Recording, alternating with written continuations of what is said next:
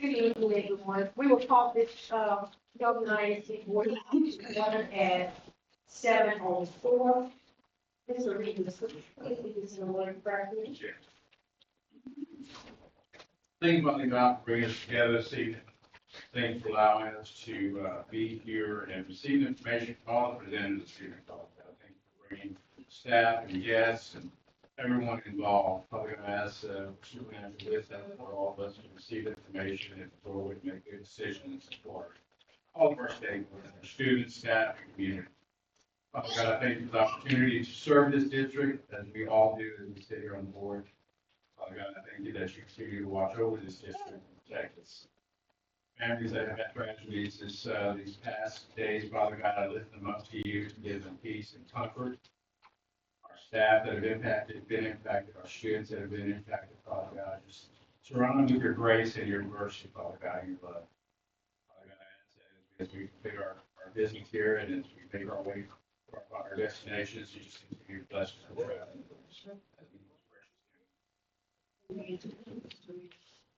Let the record show that all workers are present with the exception of Mr. Moore Miles and Ms. Cambridge Randall. Now we will move to public hearing. Madam President, Board of Trustees, Scala will come to present our district annual report.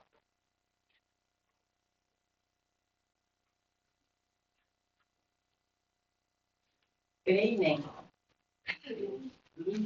The district annual report is required by the Texas Education Agency. It happens once a year after the Texas Education Agency provides information to us in a format that will be consistent across districts in the state. And so typically we get this information from TEA a year in arrears. It takes a year to actually analyze data and send it back to us. And then we make it public for the community.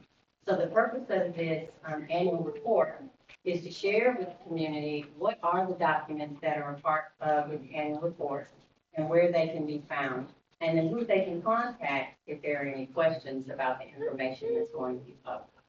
And so I'll begin with letting you know that we publicized this meeting of the annual report twice in the North Channel Star, once in February and once in March. And that because this is a recorded meeting, any of the community members can log in and see what it is in the annual report and where it can be found. So there are 8 sections to the annual report, and notice it says 2023, 2024.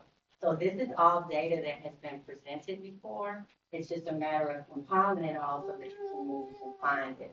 The first thing is the Texas Academic Performance Report. We call it TAPER for short. It has information in it about the district and about each of our campuses' academic performance. The second thing is a financial report on teams. And then we have the district accreditation status, followed by the campus performance objectives. We call this the campus improvement plan. So we have a district improvement plan, and then each campus has a plan of its own. Those are also part of the 18 of the annual report. That will be followed by a report on violent or criminal incidents per campus, and then how our students are performing in post-secondary education once they leave us. The seventh part of the annual report is related to House Bill 3 and goals that we are required to set as a district by the state. And so that HB 3 report lets you know our progress towards those goals. Finally, there's the glossary. There's a lot of documents out there, and so the glossary provides definitions of the different documents and the things that can be found in that document. Now, the 2023 annual report components will be published on our Sheldon ISD website. The state requires that after this public meeting, we have a 2-week window where we ensure that all the documents are on the website, and those that are to be present in our lobby here at 9 and in the reception area of each campus gives us a chance to change documents and put those in place. On your way out today, if you look in the lobby, you'll find some really huge binders next to 2 seats there by the receptionist area. And that's where we have the TAPER reports for the district and the campus, as well as the improvement plans that we mentioned for you. So we'll start with what's in each component. And the very first component is the TAPER report, the Texas Academic Performance Report. There's a lot of information in that report. It starts with student assessment data. So that's basically going to be your STAR information from 2023-2024. It's in a PDF form, so we can publish that on the web and make it available to our community. It has a lot of information in it about students and staff, and so we'll kind of go through what some of that looks like. It begins with a cover page that lets you know our accreditation status, as well as our accountability rating, any special education determinations from the state, any distinctions that we may have earned, whether or not our students took the ASVAB test, which they do, we provide that every year. But you'll notice in red on this particular slide that there were no A through F ratings for the last 2 years.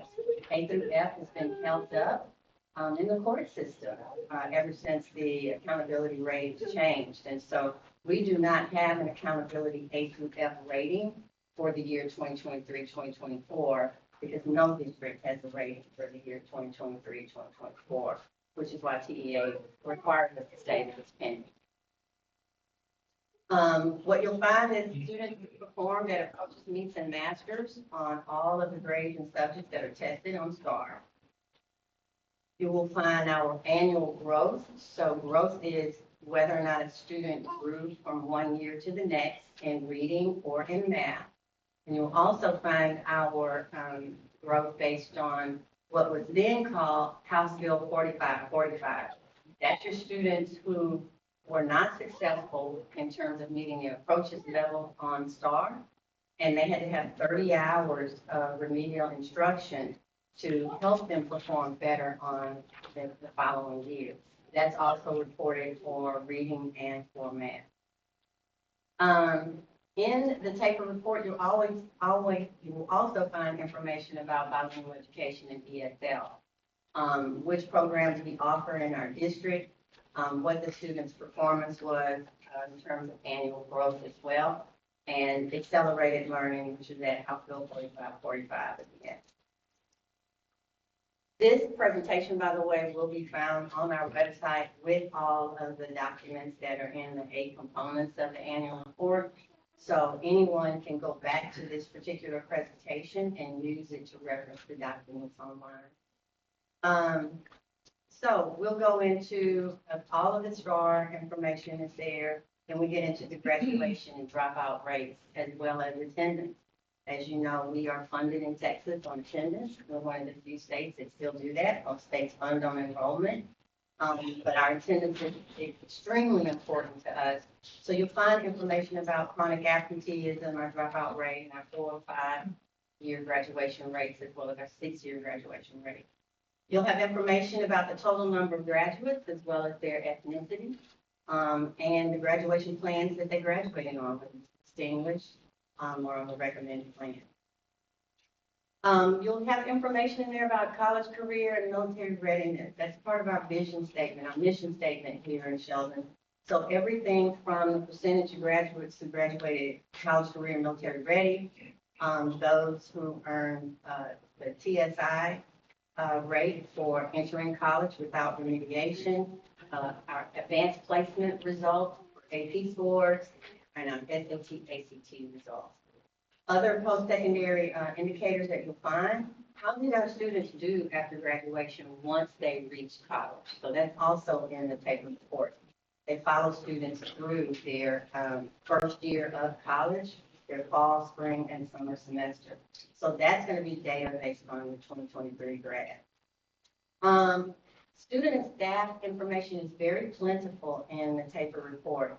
Everything from ethnicity to students with disabilities, information about our staff, gender, highest degrees earned, years of experience. So if you're interested in our retention rate or information about our student makeup or our teacher makeup, this is also found in the taper report.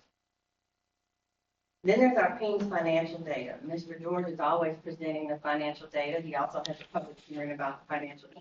As it's reported to PEAMS, we have those reports that come back to us from the state for the district and for each campus. So you'll be able to see revenues and expenditures as it relates to how we run the district and how we operate financially.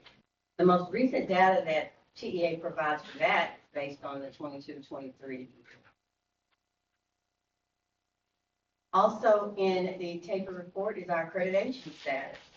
Well, since A through F has been in the courts, our accreditation status goes back to 2022-2023. So we are accredited with the state of Texas.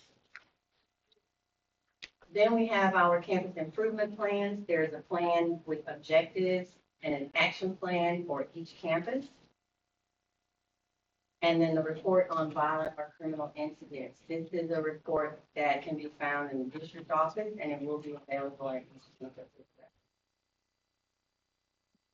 Section 6, we talked a little bit about the post-secondary institutions and how our students perform. This information comes to us from the Texas Higher Education Coordinating Board.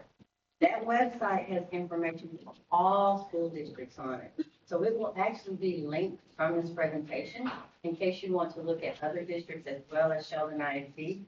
But the report of our student performance specifically will be in the PDF form on our district website for Section 6.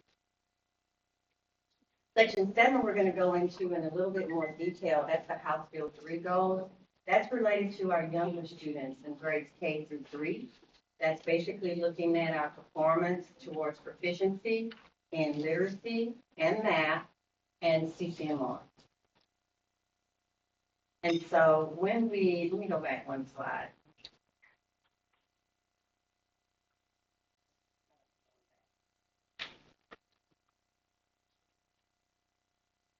Okay. I'm just going all over the place. Hold on a minute. Can you get us back? Yes, thank you. Let's go back to proficiency plan title slide. There we go. Okay. So the House Bill 3 proficiency plan, remember, is English language arts and math, CCMR. So we're going to start with what the state requires. This began in 2019, and we had to set a 5-year goal. At 2023, we had to set a new 5-year goal. So what we'll be sharing tonight is basically our 5-year goal, where we want to be in June of 2027. Each year, we will come back before the board to let you know our progress on that. The state sets that 5-year goal for us, and each campus has to set its 5-year goal based on our district goal and its performance at the baseline year, which is 2023. If you look at this, it starts with grade 3. Where are students performing in literacy based on STAR at grade 3? Now, this is for, remember, 2023, 2024, so this was last year. In 2023, our baseline was 35% of the students who are at proficient, which is meets and masters. That's the highest level that you can attain on STAR. So we're not talking about just passing rates here. Our goal set for us by the state is 46% for the third graders by 2027. As a district, we get to determine what those interim benchmarks are going to be. So we set the goal for 38% at 2024, 40% at 2025, and 43% at 2026, so that we can kind of follow our trajectory at getting to that 46% by 2027. This table actually shows you from 2023 to where we are at 2024, because we don't have the data for 2025 yet, where we actually are. So you can see at 2023 for kinder, first, second, we have to set those goals because we can't just expect students to get to where they need to be at third grade without looking at performance in second, first, and kinder. And so we have the same types of goals set for kinder, first, and second. And you can see we had a target that we set for ourselves in 2024. And you can see where we actually landed in 2024. So in most cases, we saw some improvement, but in some cases, we did not meet the target we set for ourselves, which means we have a bigger number that we need to gain in terms of improvement for this year, which is 2025. What you see in the 2025, 2026, and 2027 columns are where we want to be. And 2027 is our end goal, okay? So we will update that 2025 column next year and bring that back to the board to let you know our progress. When we looked at the data in 2024, we ended the year with thinking, so what are we going to do in 2025 to make some additional gains? And so some of the things we did was we enforced all teachers in grades K through 5 having to have the science of teaching reading background, not just our early primary grades, because we have gaps to fill even still yet from students who were in the early primary grades COVID. So that's one of the things that we're doing in Sheldon with our 4th and 5th grade teachers. We also revised our curriculum for reading. We have an emphasis on phonological awareness and phonics. You may have heard some things about balanced literacy going out the door and using more phonics-based approach. So that's what we're doing here in Sheldon as well. We're doing more with guided reading, and we've done quarterly power-ups. So we bring teachers here to the administration building once a quarter, and we train them on the curriculum that they're about to teach. We front load them because we've got a lot of new teachers on staff, some who are new to the profession. We've offered after-school support sessions where teachers can get individualized help. And then we send our coordinators to the campuses to support the professional learning communities and planning of the lesson. The board might remember that last year we, and thank you for approving the use of the Literacy Now retired teachers to come into some of our schools. They're at Montana, Carroll, and Sheldon Lake to work with our kids who are struggling early readers. And so we've got those 12 retired teachers in our district now as a result of looking at our 2024 data. So let's go to math. We start with third grade math, where our 2023 benchmark, and then where we want to be in 2027, and we set incremental goals in between. But now we've got to work backwards to kindergarten. And so if you look at this math chart, we totally revamped last year our math curriculum from K through 8 and even for Algebra 1. We started the TEA Math Academy, and we're doing that over the next 3 years. We have our phase 2 of guided math for small group instruction in math. And then we do power-ups for math as well, where we bring teachers here to help front load the lesson. And then we have our after-school support sessions as well. So you can see when you compare 2023 to our 2024 target and where we actually landed in 2024, you can also see some gains in our math program toward our 2027 target. So let's go to CCMR. CCMR is different. The state doesn't give us that end goal necessarily for 2027. We develop it all. We look at where we are and we decide where we want to be. And so for 2023, so what the state did, it used to be 60% of your graduates had to be college or career ready to get an A, and we were an A. And then in 1 year, they came back and said, we're going to move that to an 88. That's a huge jump. But the students that we needed to get to an 88 to still be an A had already graduated. And so that's part of that lawsuit that some districts filed against the state, because CCMR makes up a large portion of your district's accountability.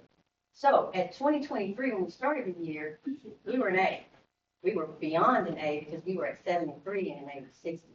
Now that an A is an 88% of your grads, that's our 2027 goal.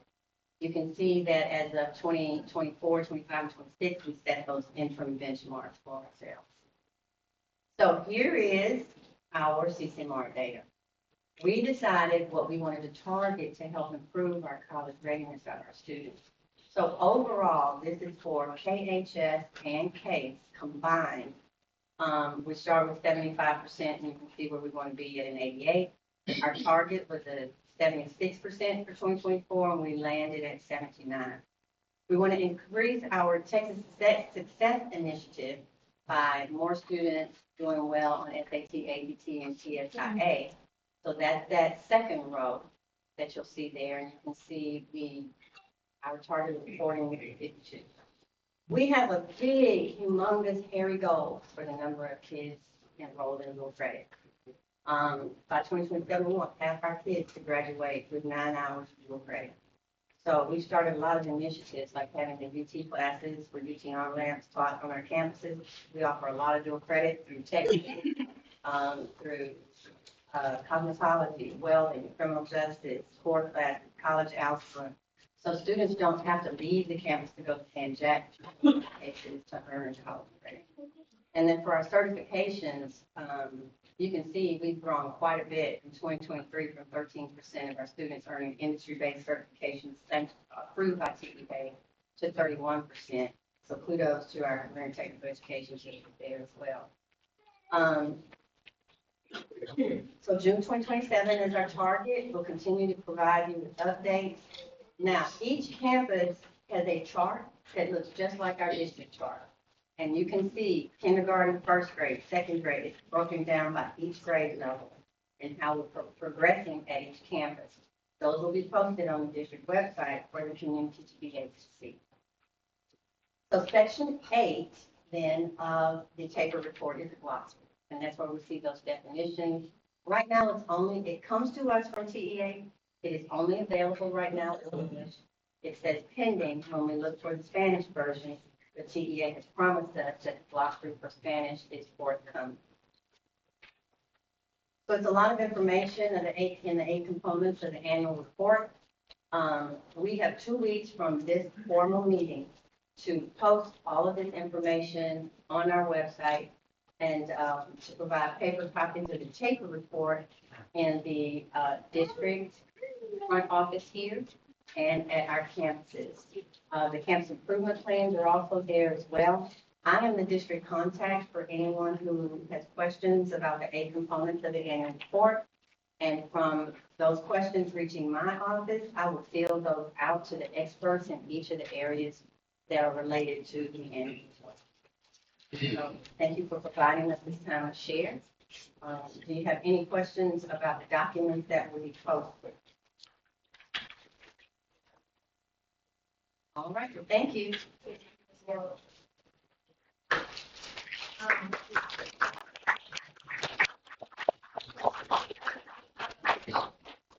direction of that, Mrs. Miles and Mrs. Candace Randall, was present at 7:15.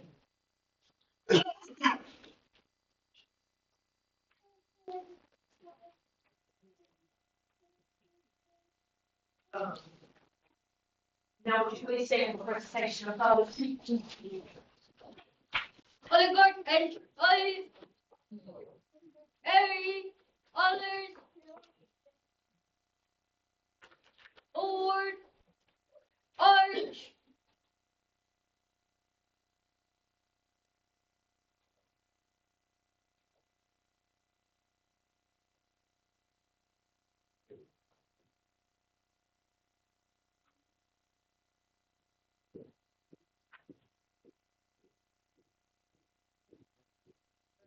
Oligarch, O,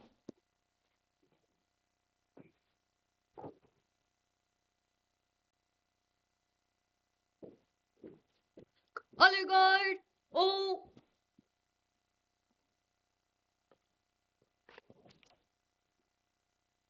O, East and Arms. Please join me for the pledge.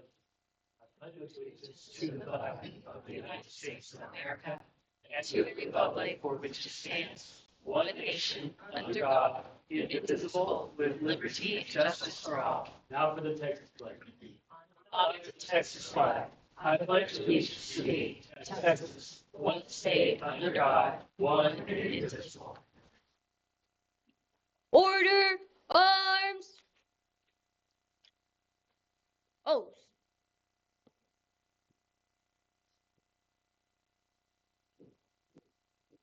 Oligarch, O,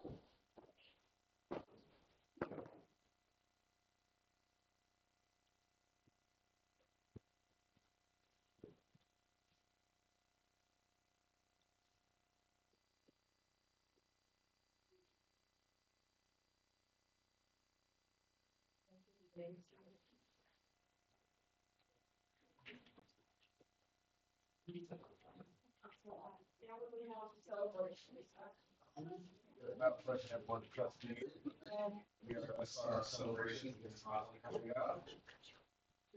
Good evening. We have so many amazing spotlights today. We are going to start off with a performance in honor of Women's History Month for March. So to introduce that, I'm going to call it Mr. Bonstill, and he will tell us more about what you're about to see.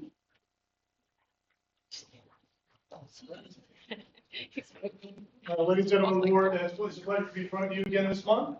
First, I wanted to draw attention to the art exhibit that was placed in the lobby. You can catch it on your way out. That is works from ECA students all the way through high school in celebration of Women's History Month, as they were drew their inspiration from female master artists. So you can check that out on your way out. In here today, we're going to try an experiment. I usually bring you choirs and people who don't move around, but today we're going to try something different. So, pray with me on this one. So be prepared to be amazed by CE King Middle School, as we are honored to present our elite CE King Middle School dance company, KMSDC, our top auditioned middle school dancers under the direction of Miss Yasmin Teague. The KMSDC performs all across the Houston area.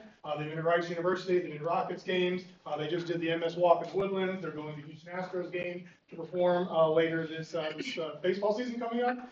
And so they're all over the community representing us very well.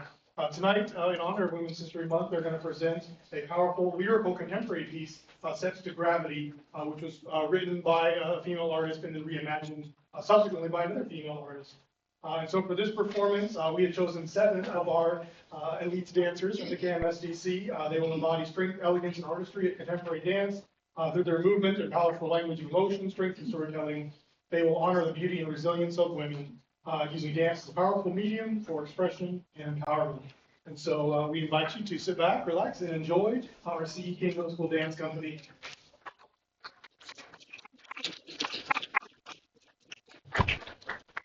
5, 6, 7, 8.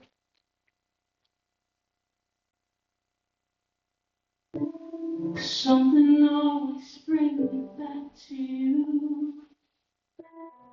It never takes too long. No matter what I say or do, I still feel you here till the moment I'm gone. Set me free. I'm so Moving into your gravity, and I'll stand so tall, just the way I'm supposed to be. You're home to me, all over me. I'll with you on my knees and try to see that you're everything I think I need here on the ground.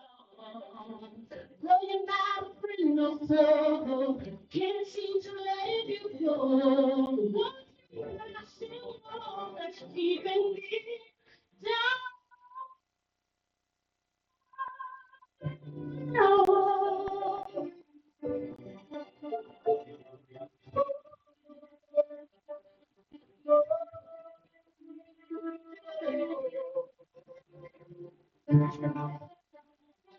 You're keeping me down. Yeah, yeah, yeah, yeah. You're going to me, over me.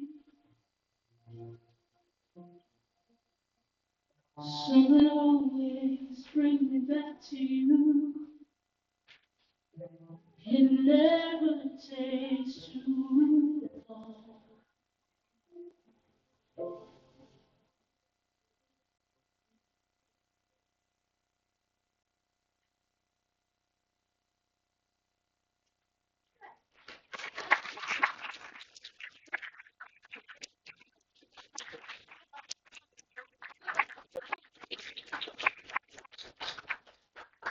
Thank you very much for your time. Some of these students actually have to get back to register for ECHS classes. So they're back home. Thank you very much for your time. Appreciate it. Right. Dr. McCall and Ms. Bailey, if you'd like to join us. Thank you. Right.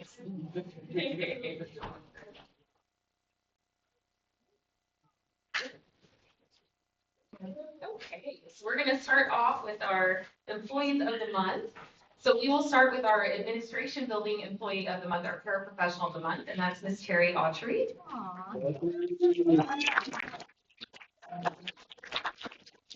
Ms. Autry is administrative assistant to the academics department. She consistently demonstrates a high level of professionalism, organization, and teamwork. She's responsible for assisting 3 supervisors and always does so with a positive attitude and a smile, never once complaining about her workload. She's a true team player and always willing to lend a helping hand. He's awesome.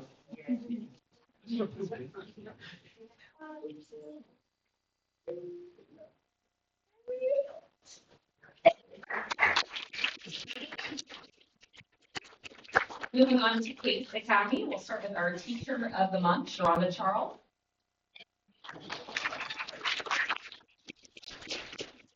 Ms. Charles is skillful in working with small groups, ensuring each student receives the attention and support they need to succeed. Her dedication extends beyond the classroom as she mentors her assigned students with patience, encouragement, and unwavering positivity. No matter the challenge, she meets it with a smile, creating a welcoming and uplifting environment for all. The student of the month is Ivy Hurtado.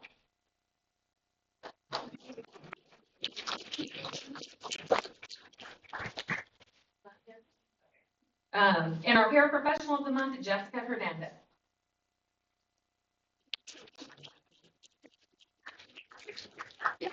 All right. Moving on to King High School, our teacher of the month is Miguel Vasquez.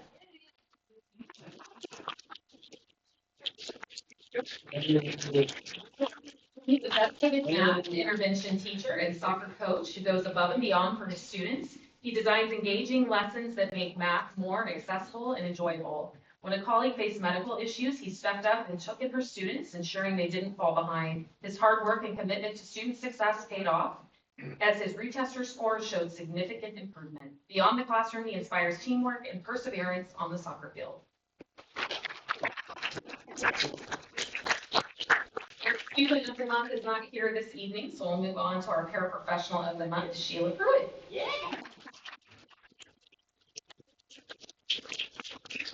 Sheila stellar member of the Panther family, who consistently goes above and beyond her role. Her dedication and positive attitude make her a beacon of light for both students and colleagues. She takes the time to unofficially mentor students, offering them guidance and encouragement to succeed in class. Her support and kindness create a welcoming environment where students feel valued and motivated. Her commitment to excellence and compassion truly make a lasting impact on everyone around her.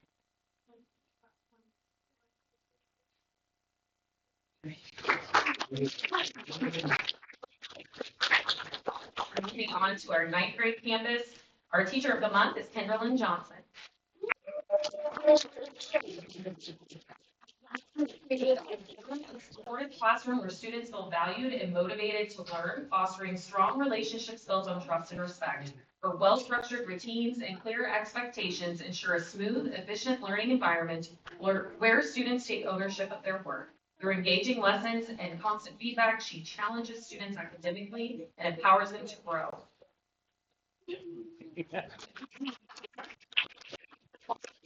Next, our student of the month, Eliza Johnson. Okay. And our paraprofessional of the month, Compassion Anderson. It's contagious energy and kindness to every interaction, making students and staff feel supported and valued throughout the day. His willingness to step in wherever needed, from assisting in classrooms to encouraging students in the hallways, help create a positive and inclusive campus culture. His warm smile and uplifting attitude consistently brightens the school environment, making it a welcoming place for everyone.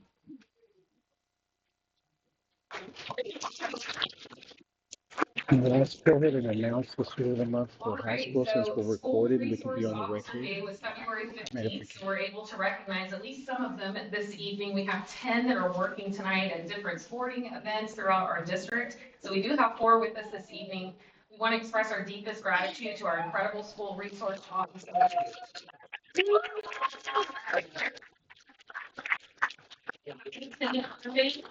Deputy Taylor, Deputy O'Connell, and Deputy Rolls.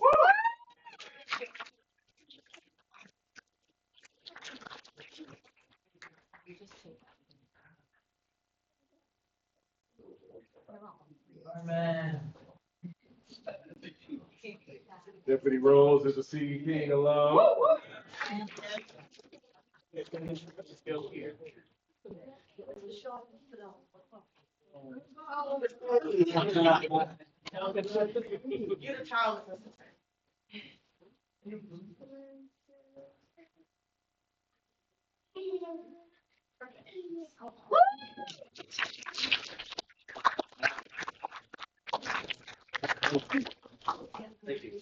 Kratos loves you.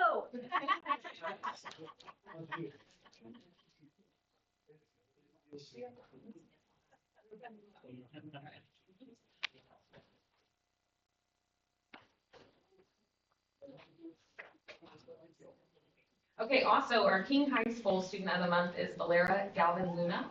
So we will have her certificate for her when we get back. Okay, so moving on to our National School Counseling Week. That was February 3rd through the 7th. So we have some of our wonderful counselors here with us this evening. So if you guys want to start making your way up, I'll call your names as well. We are so thankful for our incredible school counselors that make such a big difference in the lives of our students every single day. We have our Director of Counseling, Jennifer Williams. We have Donna Mazel, Tanisha Woolridge, Carol Russell, Vanetta Allen, Tia Alexander, Yvonne Garza, Camille Vaughn, Brittany Romer, Vanessa Martinez, Rovisha Davis, Sylvia Boyd, Bridget Matina, Candace McCall, Miramar Sanchez, Paula Roberson, Laura Flores, Lakeisha Miller, Katrina Hamilton, Branchelle Eckford, Tammy Sion, Zule Gutierrez, Valeria Galicia, Denora Villarreal, Cindy Flores, and Norma Martinez.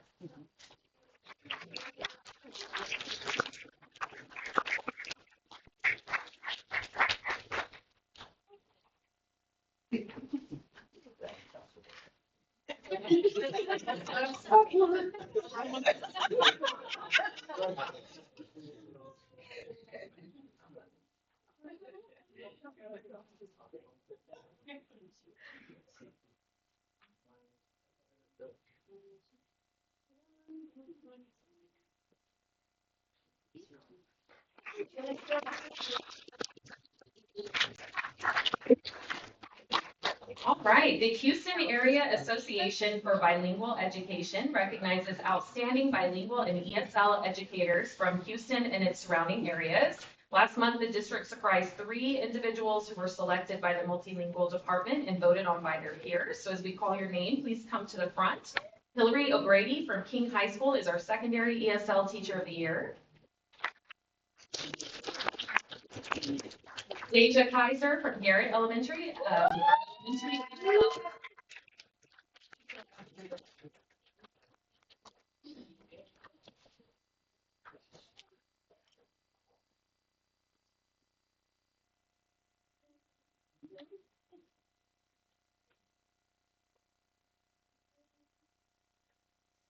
And next we have Claudia Ovalle from Royalwood Elementary, our elementary bilingual.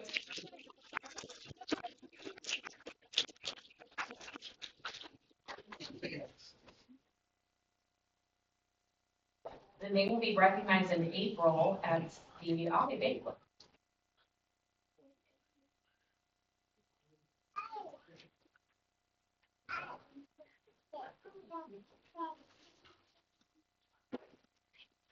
Next, we'd like to recognize Mr. Altamirano.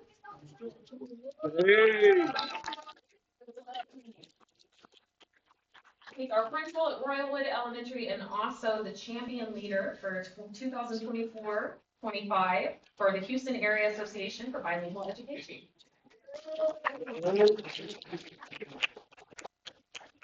And he will also be recognized at the Ave Banquet in April as well.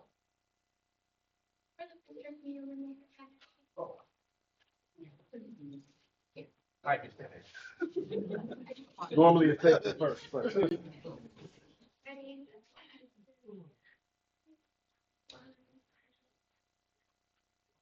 Fingers are bad. You don't want to play. All right, and next we received some national kudos recognition for Sheldon regarding the student progress in Avid Excel, our middle school language learners. So our representatives, when we call you to the front, please come forward. Trishonda Brown, our Avid Excel teacher and RLA interventionist. And we have Alfonso Vasquez, our multilingual department coordinator.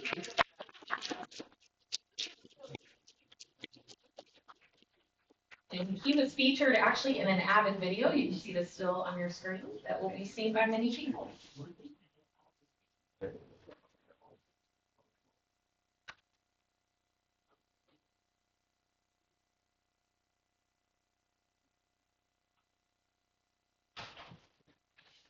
All right, and that is it for our spotlights, but we have one more birthday celebration. So Mr. Bruce Evans' birthday on March 22nd. So I count of 3 if we want to. Oh no, you gotta stand up.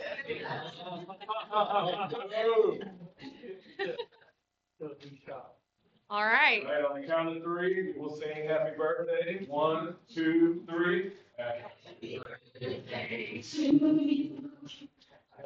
Happy birthday to you.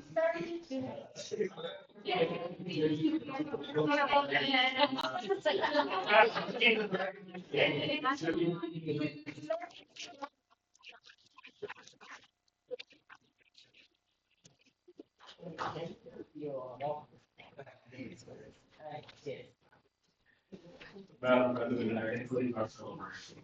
Thank you. Now with, we move on to report, FFA annual show report.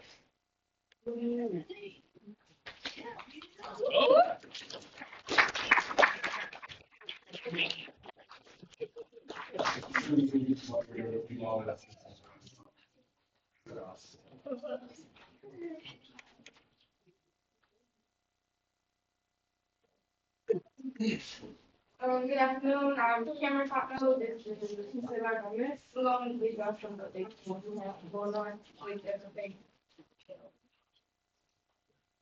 So some chapter accomplishments, we have 467 members. and 9 leadership development events. And they all got all top 10. We have Green Hand Quiz advanced to area contest. Members attended FFA State Convention in Houston at the George R. Brown Houston Center. 4 members selected to attend an outdoor wildlife adventure in Mathis, Texas. 10 members competed several breed, grand, and reserve champions at the Harris County Fair and Rodeo. Junior Cody Davis was awarded a free steer for the Sheldon FFA Livestock Show by JD Livestock. We had a few accomplishments in our showing at our big events. We have 5 career development teams. We have our veterinary medicine, entomology, livestock evaluation, floriculture, and equine evaluation, all advanced to area contests. And at the Fort Worth Livestock Show and Rodeo, we had 5 heifers to be shown. San Antonio Livestock Show and Rodeo, 1 steer and 1 breeding gilt. Houston Livestock Show and Rodeo, 5 heifers. 1 of our heifers have won Division Reserve Grand Champion. 1 scramble heifer, 4 steers, 1 scramble steer, which won Reserve Champion Showman. 9 rabbits, several won Grand and Reserve and other places. Llama, 6 llama showmen and 1/3 overall showmen, 2 poultry showers, and 30 people on our tour guiding, and we won 3rd. And we had 5 scramblers and we had 1 catcher.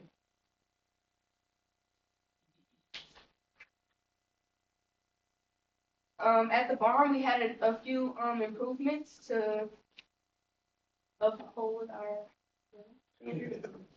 We have 4 new fans running and installed and running. We have shade cloths installed around the perimeter to block the shading and wind from our animals. We had hose reels, 8 of them attached and installed on the perimeter of the barn. We have exterior fencing and gate currently being installed. And in progress, we have drainage, cameras, sound system, and electrical all being replaced.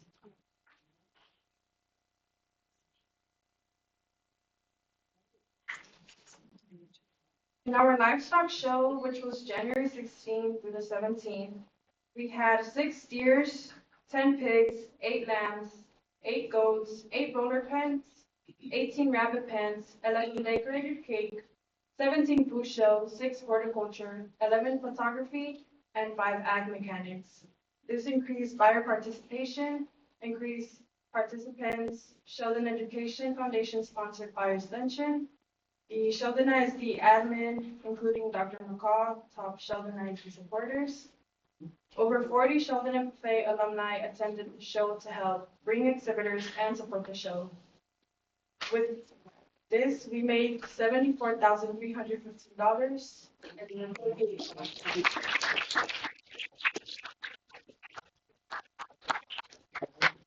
Thank y'all.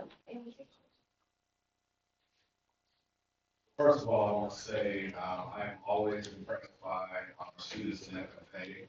I know that it is a lot of work, dedication, hours that I knew nothing about until I was high school freshman. I just immediately admired the work that you all are leaders on campus. Outside of taking responsibility for your various projects throughout the year, really represent Sheldon ISD. So it's been that way for many years, and so thank you for being a part of that legacy. Very impressed with the livestock show. You all just did a fantastic job representing yourselves, being an organization. So thank you so much. Thank you.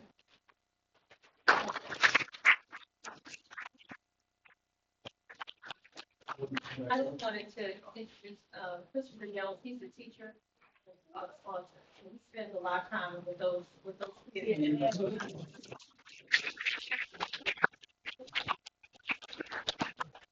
I've been in this district for a long time, so yeah. Now moving on to child nutrition. May I say something about child nutrition? Sure. Before, we left. Can you Want to go back in? Chris? Mr. Jones?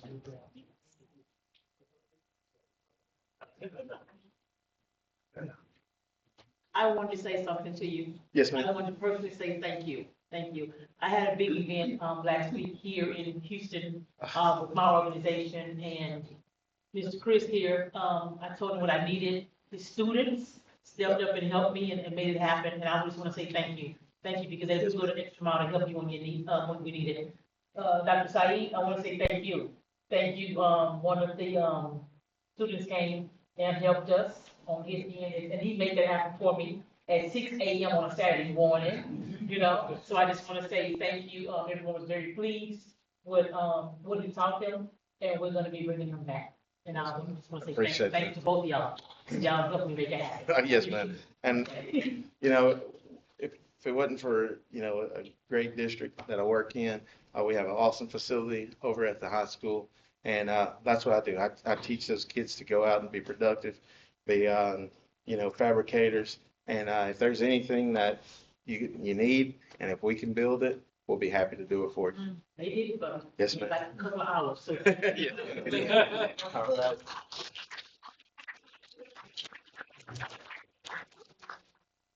And we now, child nutrition. Good evening. Good evening. Thank y'all so much for this opportunity to just share, you know, what we're doing in child nutrition. It's been absolutely amazing to see the smile on kids' faces, exchange that evening. So thank you for allowing us to share that tonight.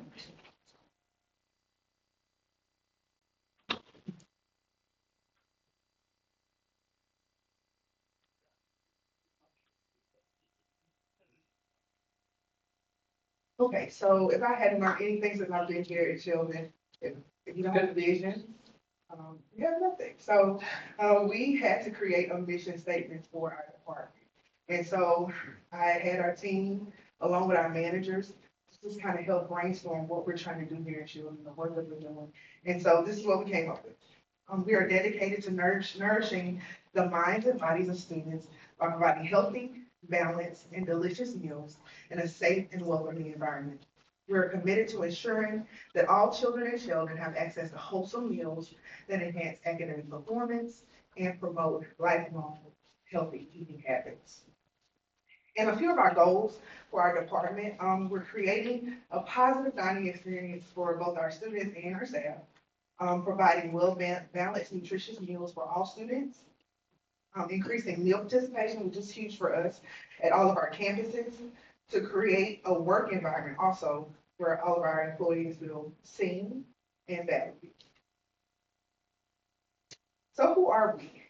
We are ran solely by the USDA, the U.S. Department of Agriculture, to ensure that children have access to nutritious meals and snacks. And that's mostly done through the National School Breakfast Program, National School Lunch Program, and CACFP, which is the Child and Adult Care Food Program. And here are a few programs that we offer here at Sheldon through our department: the National School Breakfast Program, the National School Lunch Program. We also do CACFP, which is known as supper here, Summer Food Service Program, our garden program, and a collaboration with CTE, through our culinary program. And this is Ms. Jenny LaCour. She is my assistant director. She'll present our funding. Hello, good evening. Jenny LaCour, so basically our child nutrition funding, through our National School Lunch Program, National School Breakfast Program, as well as, a lot of other funding that we have. It has our reimbursement rates there. So basically, our children the parents complete an application which qualifies them either for free, reduced, or paid lunches. Our free reimbursement rate from the state that we receive for breakfast is $2.37 per meal. For lunch, it is $4.43 per meal. For our paid students, we only get reimbursed from the state 42 cents for lunch and 39 cents for our breakfast. For our meal, that's for National School Lunch and National School Breakfast. Our CACFP summer program has different reimbursement rates as well as our summer programs. Our catering, we also have other funding sources as far as catering events, our concessions that are for our football games, different events that we do, post around the district. Our à la carte sales, which are like our smart snacks that we sell to the kids, vending machine items, things like that. Our commodity funding, which is basically free food that they allot to our program in order to cut the costs that we would have to spend on additional items such as meat, chicken, cheese, various vegetables. We do have availability to apply for several different grants that we have been awarded previously in previous years, such as equipment grants. We are looking into future grants such as the FWP grant, which allows us a lot of fresh fruit and vegetables to be able to provide additional nutrition to the kids outside of the breakfast and lunch program and summer program. So we are looking for additional funding sources. There is another one out there that's provided by Dairy Max, which is a smoothie program, so that we can be able to provide smoothies to our kids. So we're looking for additional funding sources so that we can add more to our program to be able to provide more to our kids. I do want to point out that for breakfast, currently, all of our students, we have absolutely free in the district. So that reimbursement rate is a full reimbursement of 2037 per student. And tonight I also have with me a new member of our team. His name is Richard Hutchinson. He is our dietitian and our meal planner. Good evening, everyone. I'm just going to quickly go over some new nutrition standards that have been handed down to us by the USDA. Currently, we're meeting the nutritional requirements for sugar in our cereals that we have. But starting next school year, the requirements are getting stricter, but we are already meeting those requirements. And the new menu that we've been working on the past 4 months was for the sodium requirement. It will also be getting stricter, but that's not starting until 2027. And so right now, with the new menu we've developed, we are meeting the current requirements for sodium, and we'll be working over the next 2 years to get those down. They're decreasing about 200 milligrams per lunch meals. So that will be something we'll be working on. Oh, our milk. Currently, the school breakfast program allows flavored milks at breakfast. However, right now, we're choosing to not serve flavored milks for breakfast at any school. At lunch, they will have flavored milk options, except for at the ECAs. And we're just not having milk at either meal at the ECAs. Flavored milk, just to help out, keep them healthier and keep things more simple. Pre-K students can't have flavored milk at all, so it's just easier across the board to make everyone the same at the ECAs.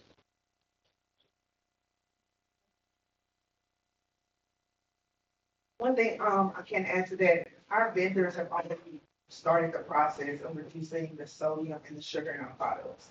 And so we've been going to different shows, tasting the products. They're coming out to sample the products with our kids just to see what the reaction will be. One major one for breakfast will be our yogurt, reducing the sugar. But at the high school, we started our yogurt, our bar. And so with adding the fruit with the granola, hopefully the students won't recognize that it has reduced in sugar.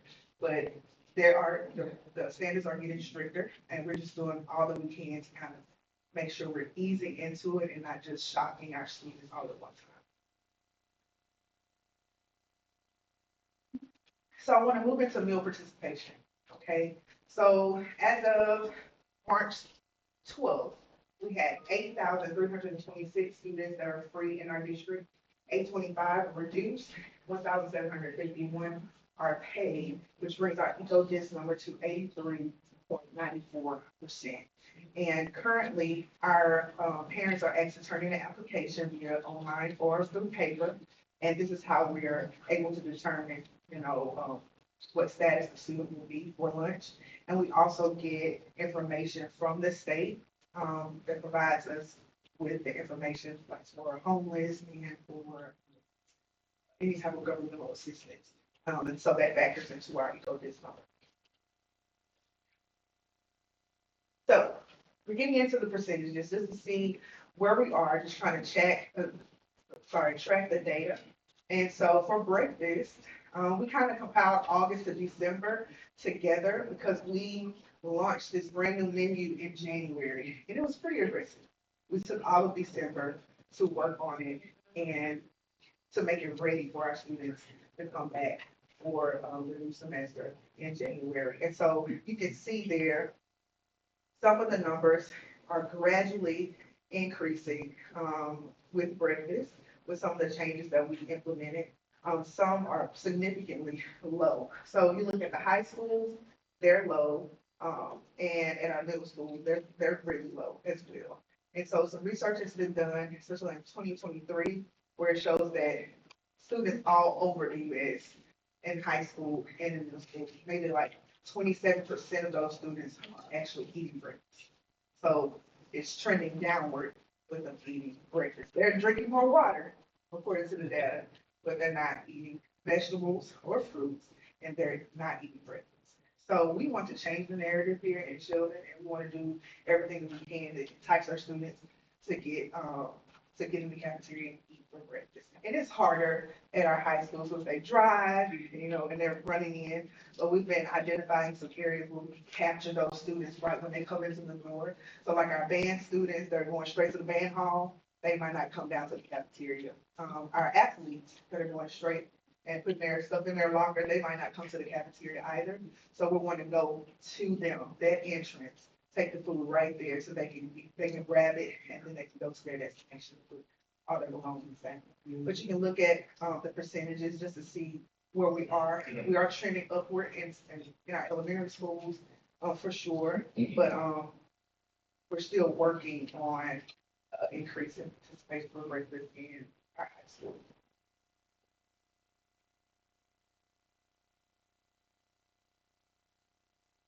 And so for lunch, we've done the same thing there. And you'll see we have higher participation reports at our elementary schools than we do of the high schools. We are on track. I went into the system today just to see where we are based off of today's numbers. And so we're on track to show progress, even at the high school, which is huge for us because the stigma is high school students don't eat. And so we have worked extremely hard to try to get those students in the cafeteria to eat. And we brought out brisket and all the things for them to try. And hot wings Thursday. It's the vibe on Thursdays for us, right? And so we are making that huge all over the district. And so we've also implemented wings at our elementary schools. And the CAs. And last week. So they are able to eat the wings too. They're not spicy for them, but for sure they're enjoying it. And we went to the schools asking them, what do you love about the menu? And having them say pizza, of course, but the wings, they're loving it. And the staff as well. Yes. Right, and so for some of our menu changes, we're trying to, of course, offer more variety in our menu options. Of course, at the high school, we have the, Fiesta line, we have the comfort food line where we offer things like meatloaf, and we have different types of pizza that we have been offering. We have our Hawaiian pizza, we have, of course, your classic pepperoni and cheese. But we are introducing, new options, supreme and buffalo chicken and barbecue chicken pizza. So these different options have been, what has been drawing in our high school students.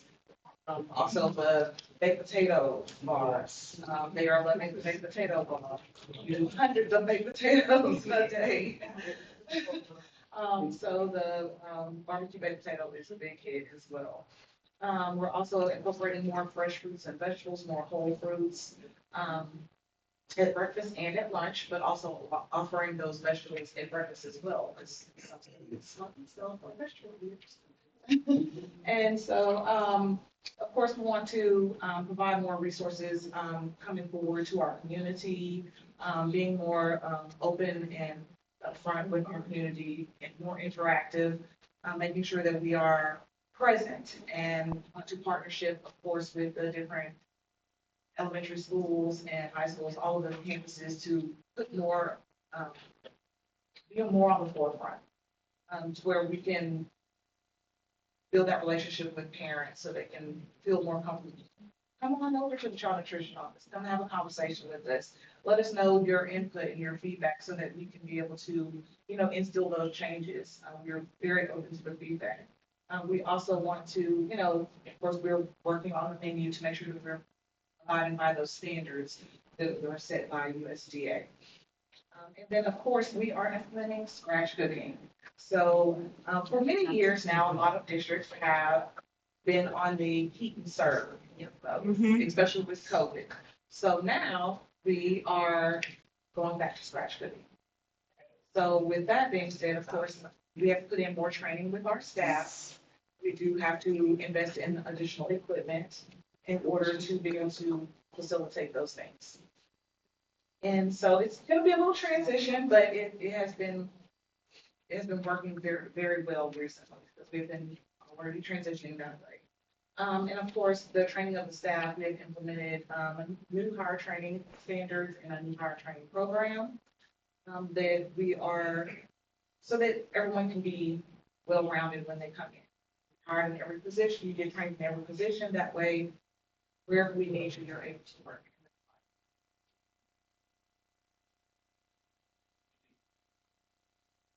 Okay, so I just wanted to share a few of our new menu items that have been very popular. This is not all of them, but just a few. So for breakfast, we have the brown sugar cinnamon oatmeal that we've implemented to add some hot items to the breakfast menu. Bacon, egg, and cheese biscuits and croissants. Okay, breakfast tacos. Even at our elementary schools and ECAs, you can build your own taco bar for breakfast and you can build your own parfait bar that is at the high school as well. We're now offering free iced coffee for breakfast at KHS and ninth grade. So, yeah. We're very. So a little specific of vanilla iced coffee or caramel iced coffee on any given day at those schools. And it has been wild, but they have loved it. And so that's one of the things that's kind of drawn them in, because they have to eat breakfast in order to get the iced coffee. They can only get one. And it's a lot of ice in the cup.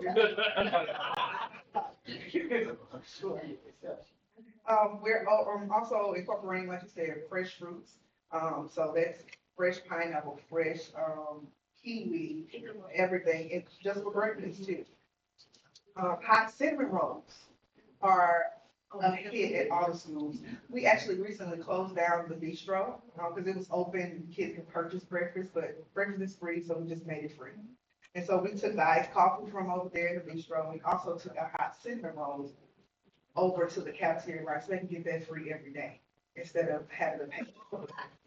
So, and fresh muffins, they can get that every day. And we also incorporated breakfast burritos. For lunch, homemade meatloaf and garlic mashed potatoes. Shaker salads at all of our campuses. She introduced our new pizzas. We also do a Philly cheesesteak and a chicken Philly. And they're loving that also. Meatball sub. We have a King Way, okay, at the high school, and it's our new deli bar. So you can get a cold cut, you can get tuna salad, chicken salad, every single day. Okay. So yeah, tell your friends, the teachers, let them know to come down there and do this too. But we're also now offering smoked brisket for our baked potato bar, and other things on that line as well. That's one of our most popular lines. Burrito bowls, so they can come like Chick-fil-A, but they can come and get an actual bowl, created over in our Fiesta line. General Tso's chicken, soup and grilled cheese, and wings at all the ECA now, elementaries and now ECA. So I have a briefing.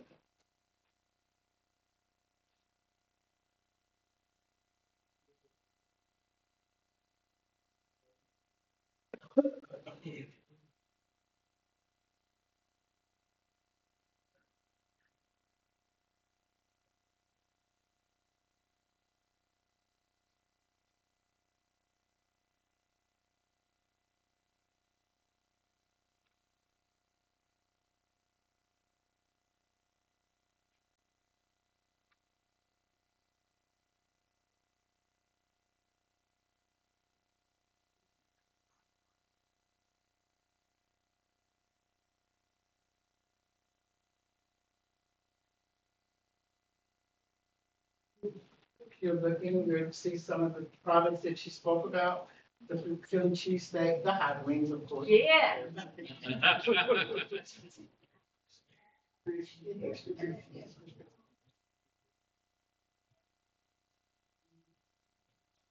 I'm sorry, this is mac and cheese.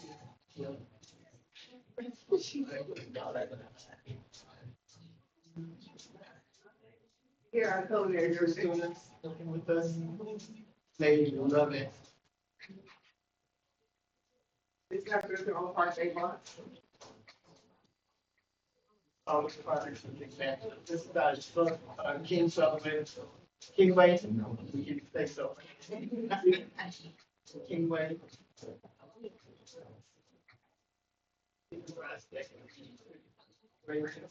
Breakfast taco bar. Did you notice the kids are filling in on the tacos? He's on there. That's Philly cheesesteak. Yummy. That's my favorite. My mac and cheese again. The first food that we talked about in the month, that broccoli, so you put your baked potato.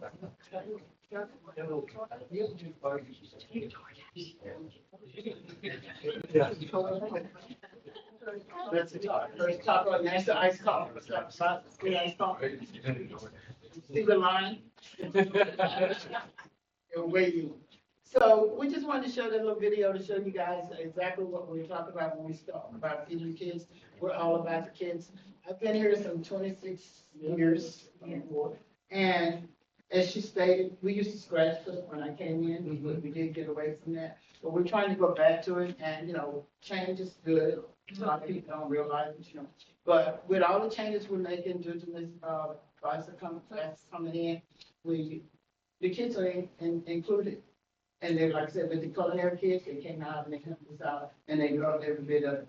But change is gonna take a while, and we just ask the parents and you guys bear with us that we will get it all together, and it is gonna run smooth very soon. And we're here for any questions, if you guys have any questions, also the parents. If there's something you want to know about our menu, or the kids come home and say something didn't look right, or taste right, or smell right, please bring that to our attention, because if we don't know it, we can't fix it. And so that's what we're here for. We'd like to fix whatever the problem is. We want the kids to eat. We want you guys to come out and eat. Fortunately, I met Dr. Dearman one day in Monaghan, getting her wings, so we do know that you guys will come by, So anytime you feel like you come by and try our products, we will get back with you guys on that. But we love to serve kids. If you notice in the bottom picture, my staff is with their wings and their wing shirts. All of us have wing shirts, and we have wing headbands that somebody made us wear. But I won't tell no names, but we are in it for the end. Yeah. We're in it to win it, okay? So anything we can do for you guys, like I say, including the parents, please let us know. Come to our office, email us, text us, whatever you can do. And no pitch cops, don't put pitch cops on there.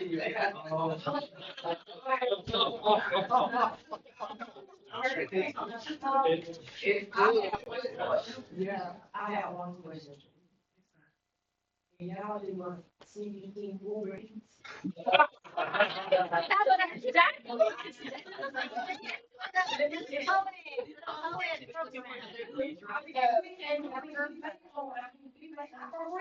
The one in the back, you said you volunteered to eat overeater? No, the one behind you, he said he had volunteered. We'll drop it off. We'll drop it off. That's on Thursday, Wednesday, huh? Yeah. Practice bar. I was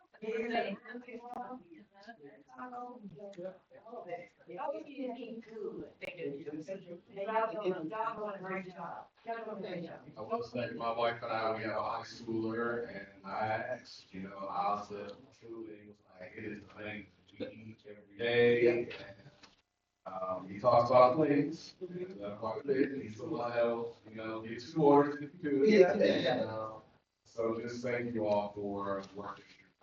I'm gonna say one more thing, like I said, I've been here for 20-something years. One of my Well, two of my principals are here, but anyway, I remember, I talked about scratch cooking, and we actually did. One of my principals, I used to do teacher specials, and they were always in the kitchen, you know. So, in fact, to, you know, like, rice and gravy, cabbage, you know, smothered chicken, and they were always in there. That was my teacher special stuff. But the kids were welcome to eat if they wanted to. I made sure they had no, including the beach stuff. Yeah, I appreciated it when she cooked that for us. So when were y'all scratch cooking? I still with the cabbage. You do cabbage, I will probably yard sale.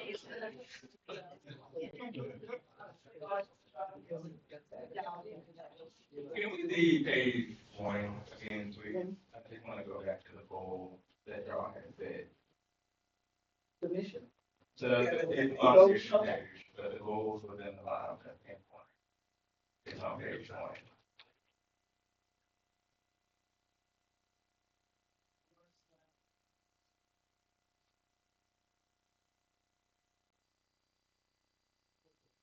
Okay, here was the first one.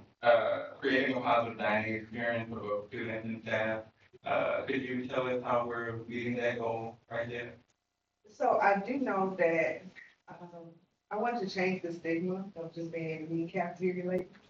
So offering a smile, being considerate of our students and not, I know, I'm sorry, Dr. McCall, we had a leadership meeting and he's like, we're here to serve students. And, you know, we want to accommodate adults, but we're here to serve our students. And so putting that back in the forefront of the minds of our staff, that if these students stop eating in our cafeteria, we go home, right? And I don't want to take the livelihood, anyone's livelihood away from them, but we have a work to do here in children. We're educating them on this side, we're feeding them on this side. And so just making sure that they know that, reiterating it every time we meet, that the students come first, every single time. And so, it's been a tough pull, not necessarily that they're not here for the students, but we have some ladies that have been here a long time. And so creating change has been a little challenging, but we're working through the challenges and, still keep the students first. Thank you. I wanted to add that, I want to say thank you for, investing in, changing the stigma to the way we have, in district.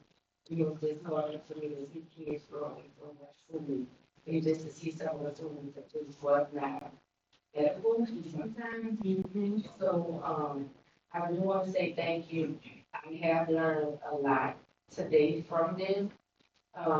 It excites me to see this. It's almost like, shut up, Kristen. But I want to be positive, and I want to say thank you all for the change. Because I really want to say our kids, because that was the hardest thing. And sometimes a lot of our kids, this is where they get their meals from. Breakfast and lunch, and that concerns me. Because I grew up with food. We all grew up with food. Nobody turned up the way we was able to get that. But also just changing the culture and just reviving it. Because there were some things that it just was not going to be. So, thank you again. I wanted to ask if you guys would be open, first of all, who are your vendors that you use? And the second part of that is, would you be open to any other vendors coming in, just to help enhance the stuff that you already know and add to, you know, some things that they have? So currently, we have to go through a bidding process, with all of our food, right? And so, we are under a co-op, all choice partners. And so we have to bid, and so, who we, So we use that for our, food, vendor, also for our produce, we have Rose. And then our dairy provider is Highland. Outside of that, for our commodities, we do utilize, Brothers as well, that will deliver our produce that is part of our free produce that we get as commodity dollars. We process through a lot of our foods through various vendors that we receive it through LAMAC. So those commodity, um, meat, like chicken. So we may have some of our stuff sent to Iceland to be able to be processed, and then it would be sent to LAMAC as our general sale chicken, those are. Are you understanding about the children eating? We spoke with the gentleman today. He had a career on wheels today, and children, and he spoke about he's been here 3 years. He had never seen food. So he was very excited to come there. Enjoy what he's seen. He said specifically, this is the first time in 3 years that students haven't drawn from place away. Cool. That question was, would you guys be open to having someone come in to help staff learn some new recipes, how they cook things, they get the dietitian, and just see how to kind of work out, just to enhance what you already have? So we have a chef on staff, and I'm a chef also. And so now that I have expanded my team, my hands are a little bit more free to be able to go out and work. So I'm always in the kitchens, and so I'm going school by school by school. And so I placed a huge significance on the high school, because that's the place that needs a drastic change, immediate change. And so I've been in there, so I'll be in there with my chef jacket on, and I'm working hand in hand, building out recipes, showing them exactly how we want the food to look. And so I am noticing that some of our schools need a little bit more attention. And so I spoke to Mr. George, wanting to see how we could get more cooks. Because if I'm a Starbucks worker, I applied to be a specialist. I know customer service is, at the forefront. I know how to keep it served. And so that's where most of our ladies were hired, from that type of field or from service. And so currently, we don't have the staff to really cook.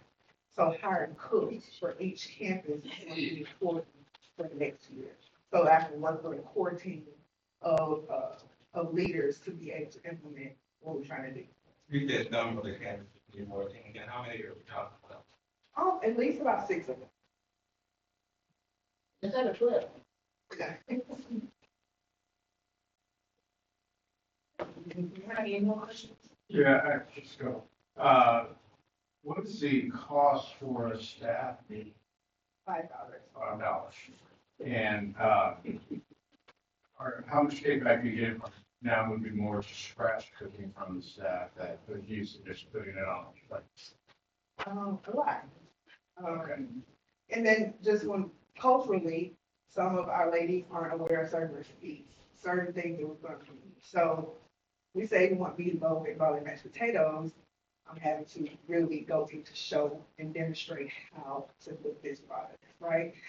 Especially people that aren't familiar with working with raw meat, because we're bringing some raw products in and being able to mix it, add our own seasoning and everything to it. And so it's been challenging for sure, because we just don't have the staff that's capable of handling that. So we're gradually working into it. So we just incorporated a few scratch cooking recipes just to see where we are. So just to gauge, okay, we do need a little bit more training, and we need some more hands in these kitchens that know exactly. With the more scratch cooking and the more fresh products, how does it affect your pricing moving forward next year? What's the outlook on that? Well, you don't send it straight to the commodity. With the commodity, don't go straight to the factory. We made it come straight to the. So we can get the fresh ground beef commodity, the free product, and get it straight to our kitchen. Next year, I think we're gonna do catfish. Bring in catfish strips. So we just recently went through a commodity bidding process, and so the state literally says you have $600,000. Choose all the things you want out of the $6,000, and so some of those products were fresh vegetables and fruits, and some of them was raw products. And some more different things we want to incorporate. So we utilizing our free resources first is helping us with our budget. That's where your budget, what's our fund balance, and what's the projection? Mr. George just finalized our fund balance information. They haven't reviewed it. So I do know that we're in the excess. Okay. We're not in the negative, for sure. I do know that we're gonna have to purchase a lot of equipment. We have a lot of equipment out. I'm just talking through my slides, so we just have, okay. But we have a lot of equipment that has to be replaced, over the next year. A lot of it's out. We have to go through a process with TDA and get it approved, so we just can't go and buy it, especially if it's over a certain dollar amount. And so we're just gradually having to, change out the old equipment. It's taking a little time, but we're getting there, so we have a plan put in place, to be able to do that.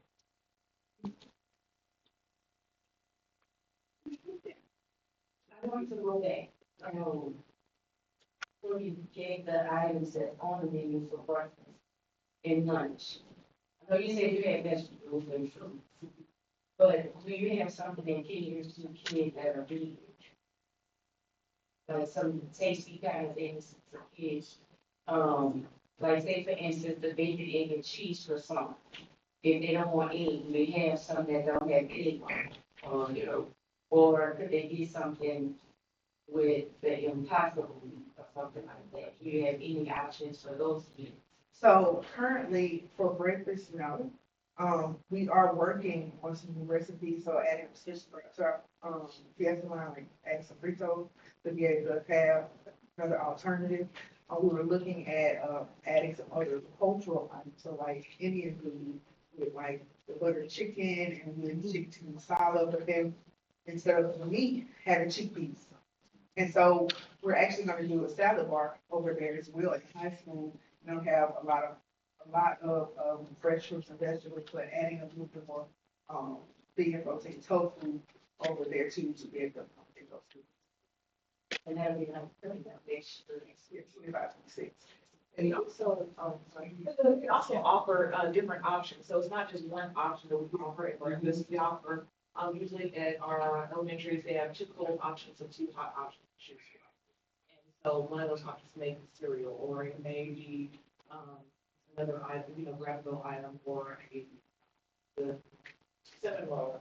So it's the different menu items, our menu is actually available if you have all the 10 of days, or if you just want to check it out, through a school cafe. And you can select any school, and it will pull up the menu for you, and you can see all the different options for the different days. So they have several options to choose from, so it may be something that can be needless for them to be able to utilize. That's right, Bill Jones taco, because this is something that, like my grandson lives here, is saying, I can't eat peanut butter, So if there's something on there and they're making a bacon, egg and cheese taco, and they say, well, I can't have the bacon, I can't have cheese, they can, I just want to opt out of it. But they're making it as they go along. So you're telling them what they want. That's all you know, if they wanted the sauce, and we have to specifically say, hey, I don't eat egg, so that you know. Not to put it on there. Yeah, absolutely. So they just, so what if she is, Well, see, it's in, the system, implement, so the parent was like, I have an allergy. Right, so it's already in our system, so when a student puts in their ID number, it alerts us immediately. It alerts us immediately, hey, this child cannot have egg, they can't have soy, they can't have dairy, and so we say, I'm sorry, baby, you have to be something else. So they're not allowed to walk off with something that they cannot have. Okay, and he's the birth certificate for middle and high school. All. Thank you. I just have one other thing. I don't typically have to participate in the because we wanted to advocate for our students, but we also want to advocate for the department. So if there's anything that we can advocate for you on your behalf, please let us know. This is the top priority for the board members, probably most likely all of us, the top priority. So let us know what we can be part of advocacy work so that we can make sure you get it. And our staff and y'all, of course. Thank you. There's a couple of board members up there that know. And clarity, let Dr. McCall. Yeah. I know when you, we're all about the nutrition of our kids and as was talk about, meals that will be served for kids who couldn't afford or had balance and so on. So that's kind of what started this process over at getting everything on board, finding out more about the position of part. Sounds like. Thank you. Thank you. Thank you. Thank you, guys.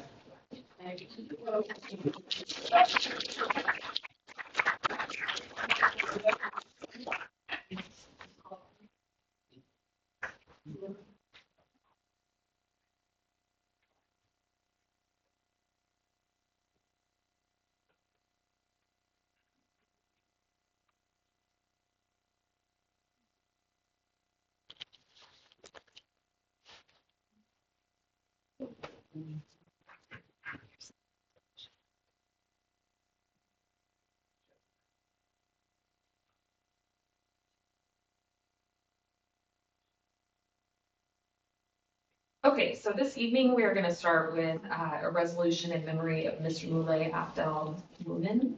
And I believe his family is here, so if you'd like to come up to the front. Can we also have the entire school board come up, please?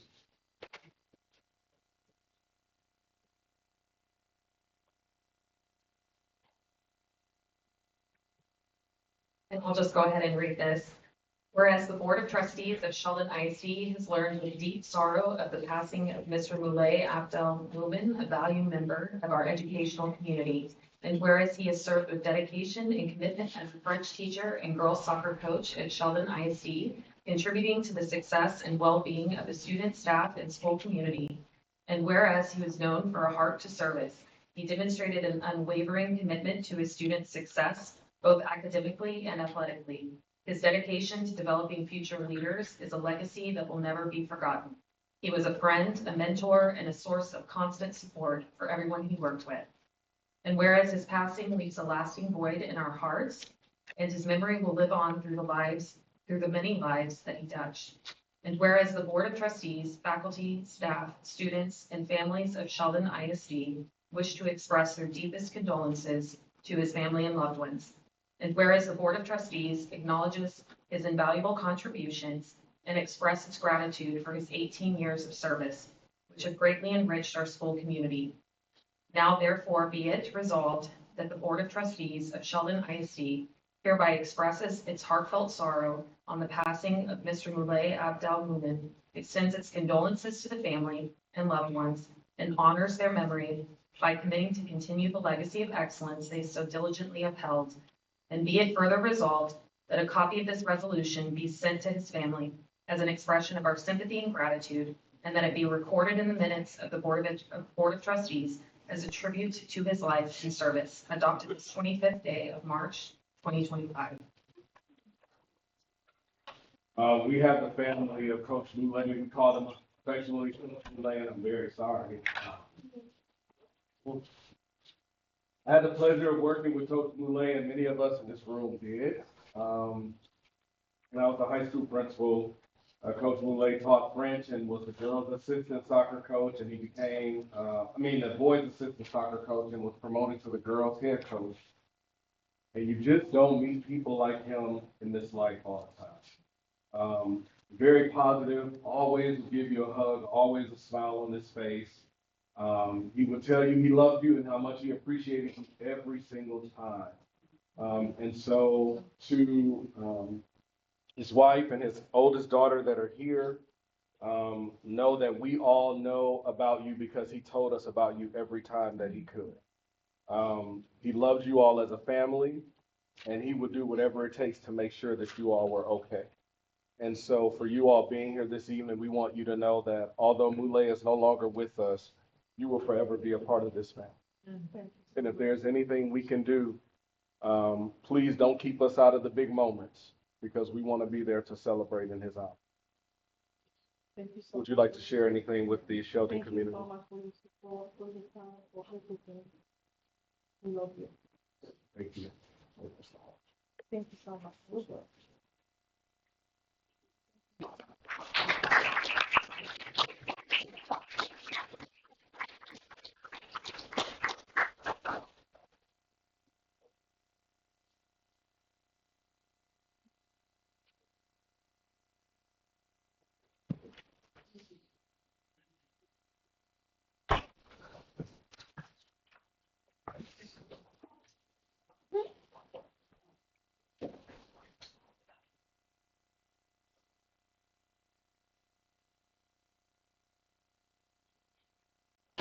no, special education, I'm sorry. Dr. Stewart will come up and share some information. Good evening. We did want to make sure that we shared with you some recent updates and the requests of why we're asking to use more funds. At this point, what we're trying to do is extend some of our final contracts. Of course, we're hitting the fourth quarter of the school year. At this time, it's going to be very difficult to find staff members who will be able to be released out of their contract and come work for us. So what we're seeking to do is take funds that have already been approved for staff salaries, and then be able to begin moving those into contracted services for the rest of the year. Some cases, they'll be able to save us a little bit of money, but in other cases, of course, it's going to end up costing about the same. The reason why we're coming back to you with each one of these this evening is because we want to make sure that we close out the year providing all the appropriate services for our students. We do have some plans on how do we capture some more speech staff, so we'll share a little bit of that with you. But each one of these contracts were previously approved, many of them in May of 2024. So when we step into each one, as I kind of launch with you why we're bringing this to you, we had strong anticipations of what our services are needing, but of course, each of you know that once the school year starts, as our students' needs begin to increase and sometimes decrease, as we have to add staff and as we have to do some testing, we have to provide services for our students. That's the absolute best thing to do for them. So at this point, what we're seeking to do is extend some of those contracts that were all previously approved. That way we can put some of those staff dollars that were already allocated into those accounts so that we can start finishing out the school year with services. So I'll kind of share each one with you that we'll have to go through. Just please don't bring up wings again.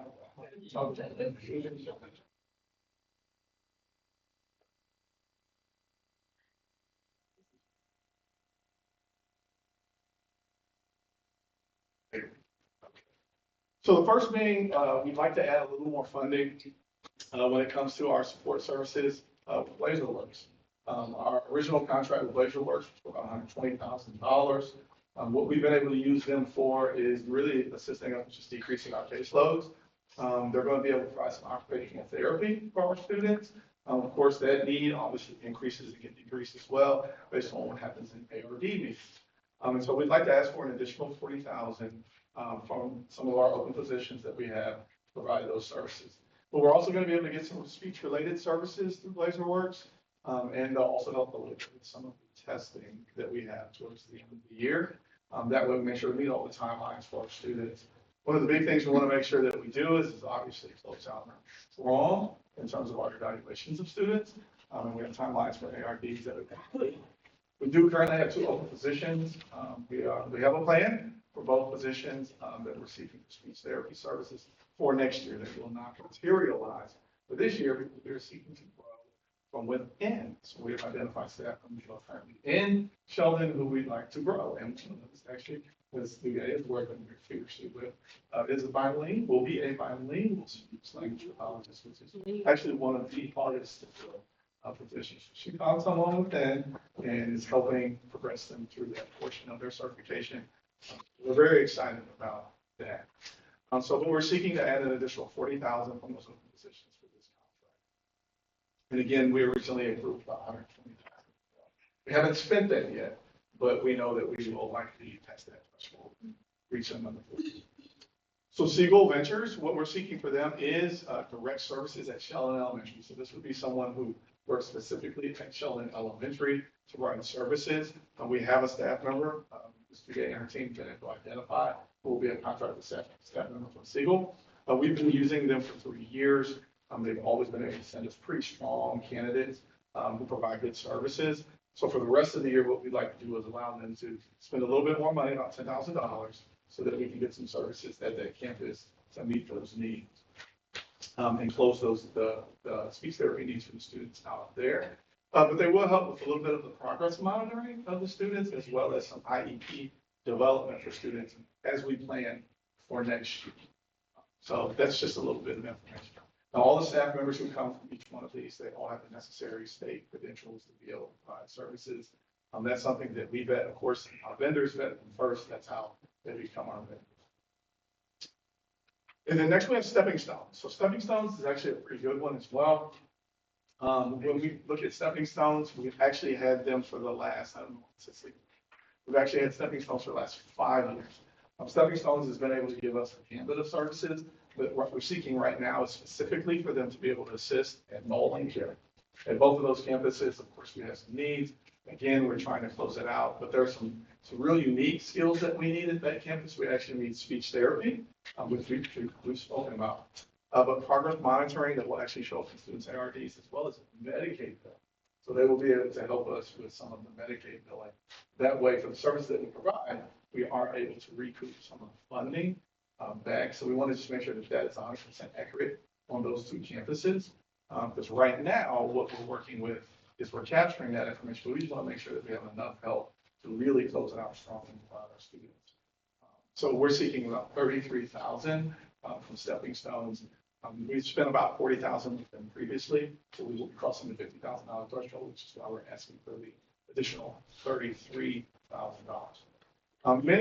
Between the groups that we have, many of the staff members who do come, even though they work as contracted workers, right, which gives them the flexibility a lot of times for their lives. Many of them do live, though, on the east side of Houston. Many of them live actually in our community as they come from. So that's been the blessing that we've been able to have. People who come, they have enjoyed coming. One of the neatest pieces, too, is a lot of them give us really good information, even though they're contracted workers. You can see their heart's in it to work with our students. We will continue, though, as we move forward, kind of having to work with contracted workers. I think that's something we've talked about. This is just to kind of front load you because we're going to try to get in May again. And the reason why we're going to try to give you contracts for next year in May is because many of our services start July 1. So we have to be able to have that service ready July 1. So as we fill positions, and we actually have some opportunities that we're going to take full advantage of, thanks to HR as well. I know Dr. Darren's not here right now, but her and her team, Dr. Wyatt, Mr. Woods, really helping us out, be able to really get into the front of the line when we go to conferences and such, to be able to capture those candidates who are looking. Mr. Gay and the team have put together some really unique recruiting. We have big balloons. We get our vendors to give us some nice little swag bags to give. And so she does some interviews on the spot. So we're trying to make sure that we capture those folks as well. So that'll help us as we get ready to bring those contracts for the 25-26. That'll help us get ahead of it. But all of this right now is to collapse those funds that we've had for open positions and really just provide services. How do you feel about our recruiting efforts in fill these positions? Do you feel like there's some areas that we could? It's tough, I will say. So for some of our positions, we do not have a hard time recruiting at all. When it comes to evaluations, many of our classical teachers, high school teachers, things of that nature, work directly with students. When we have certain levels of support, like central support, usually we're able to pull from within because we've been building staff. But something like speech is it's so much more difficult because to get the certification credentials is very difficult. It is very, very difficult. Many of the individuals have to quit work for a year or two to be able to get those credentials. So what we've been trying to work with is local IHEs, local colleges. Give us your people. And we actually have some meetings scheduled with some of them to see how do we get in that pipeline routinely, because we want them to walk out of that experience and into our classrooms, right? But speech language pathologists is one of the toughest. And the reason why we're saying it is because we are also competing with clinical. And it's the nature of the clinical side compared to the educational side can be different for people. Sometimes they love the workload and the caseload of schools. Sometimes they also prefer the funds that they're able to make if they go and work on the clinical side. So it's all to the individual, but it is difficult and increasingly more difficult for those who are bilingual. So you have to stay in the process, and you're always having to court candidates. And so we've been able to court some candidates. We hired we made a recommendation for a speech language pathologist assistant. So we've made that recommendation here recently, and we're going to be able to most likely, they're a highly credentialed candidate, and they wanted to come work in Shelby. They specifically wanted to come work here, which is benefited, right? Because then you have somebody bought in, lots of people about kids. So it just depends, and it goes in waves. So sometimes you will start the year, people really enjoy the work and finding it stride. For example, we lost two this year, but we lost both of them because they were married to military spouses. And orders are orders when you work from home. And so that changed, that's why we've come back to you several times to be able to say, hey, can we increase the funding while we look for some? So it comes and goes, but a lot of the people who have the credentials are either working currently in the district, working in the clinical setting, or they are contracted workers. Because as contracted workers, they can direct their own schedule. It really helps with the flexibility. It was like after COVID, a lot of it went where they preferred the contract work. So a lot of our SLPs prefer to do the contract where they could pick their days that they work, their hours. And so I think we haven't gotten back to where we used to be, but that's just because they enjoy the freedom of the contract versus being opposed. Correct. And you do have staff members who, you're 100% correct. You have staff members who really enjoy the school setting. They just do. They like the part of being part of the team, being able to represent a district, that whole connected feeling to the community. And there are others who they really are practitioners because it is a different practice, right? It's a different practice. But the blessing that we have as well is that when we do get staff members, we do make sure that we balance their caseloads. We really try to monitor out the services that they have. And we've always been able to find a way to respect their work-life balance if need be, because we realize that it is a difficult workload to balance because it's at me. But when you see it work, it's a blessing.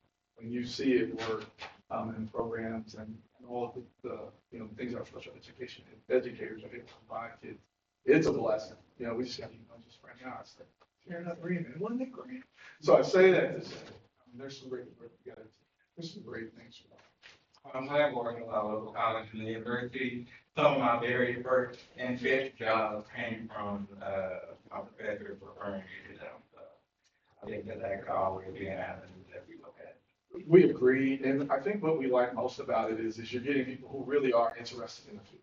They're looking for that opportunity, right? So they're yearning to be a part of. And sometimes schools can just, it's a family. It's a family for people. So, great place to work. It's a great place to work. This place, particularly Sheldon ISD.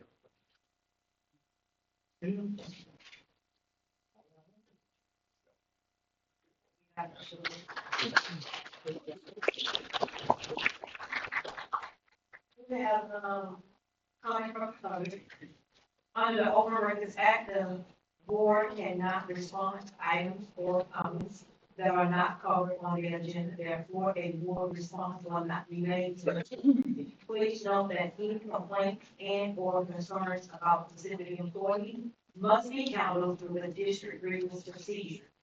In your comments, refrain from using individuals' names, titles, or positions if you are voicing a concern or a complaint. Your presentation should not exceed 5 minutes. Delegation of more than 5 persons shall not exceed 3 minutes per speaker. Thank you for taking your time to share with us in such a manner that will make our comment section productive and within the constraints of policy and statute. We have Anna, Cecilia, Rwanda.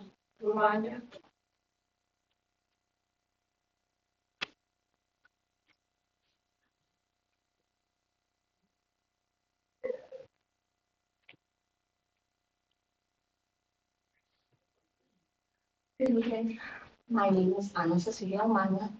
I am a parent here at, a couple of your schools, and a couple of kids who've gone through here. This is my spouse. This is my daughter, her father, my other mother. Tonight, we've heard everyone who's hit this podium speak about how what they're doing puts the students first. Everybody that's come up here has stated how, the children, the student, they come first. And I stand here telling you, they do not. They do not. And your district failed us.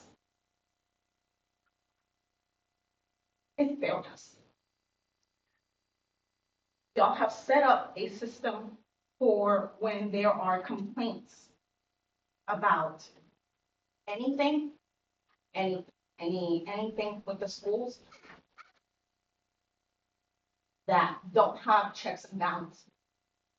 We see it in our government now. We see how bad that could be. But y'all let it happen in our schools. And I say that because I had a certain issue that I spoke with 9 administrators. And those who heard us could only tell us, I'm so sorry. I'm so sorry that you're going through this. I wish that there was something I could do.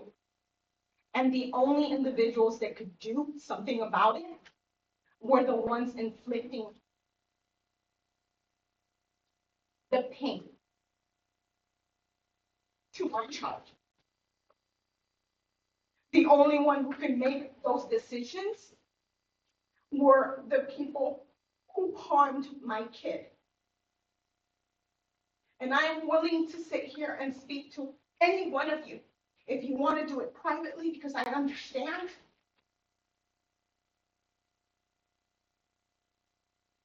It wasn't just one incident, it was several.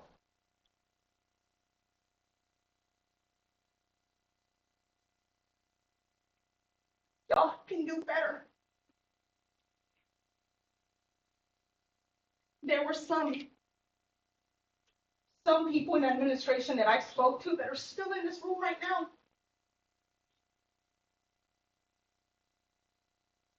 Not only was my child put in danger,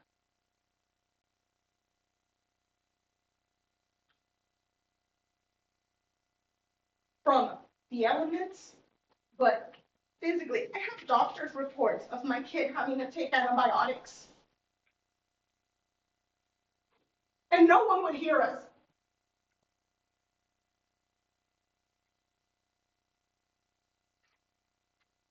There should be better.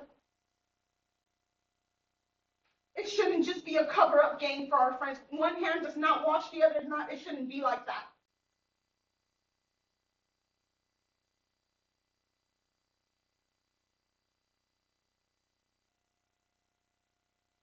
But this is what y'all have.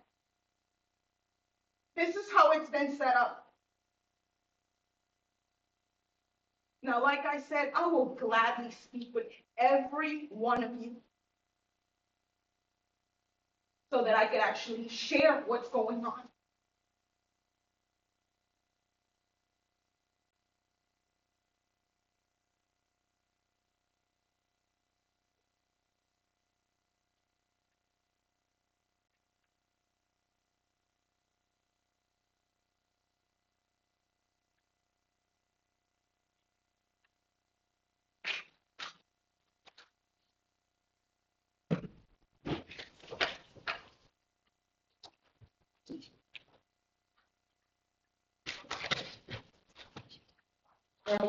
Item 9 agenda. You want to make a motion on consent agenda?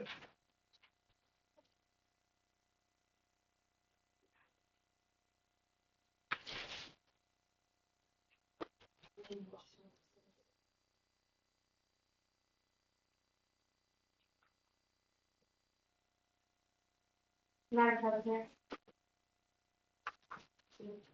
Madam President, I motion to present the consent agenda minutes for February 18, 2025. The motion to be attached to the part of the minutes. Motion by Ms. Ortiz.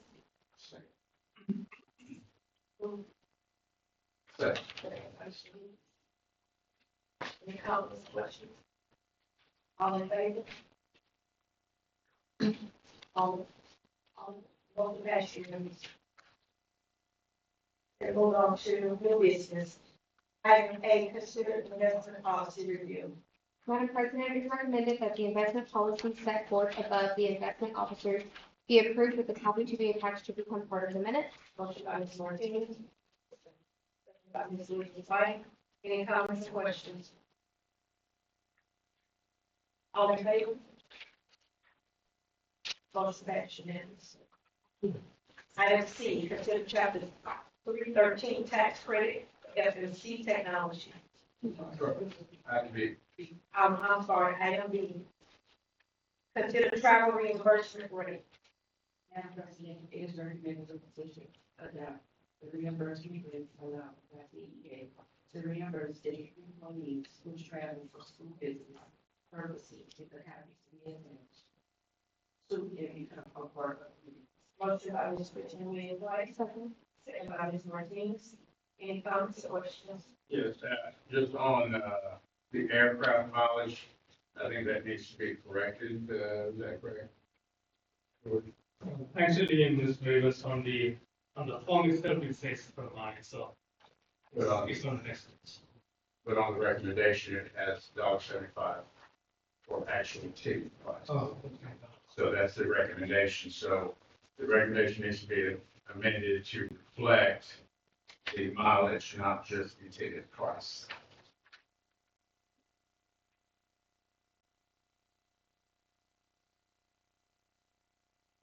So we amend the recommendation, what's documented on the recommendation letter with the recommendation second.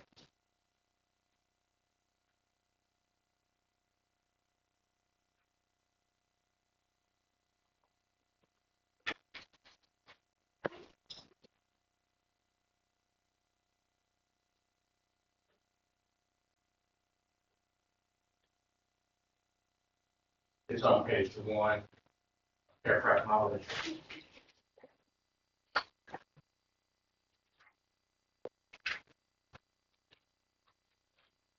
So it just leads to, just read per mile. Right now, just read that $1.75 or actual ticket price, or just be $1.75 per mile or actual ticket price. So as long as we have that on the record, that is supposed to be per mile.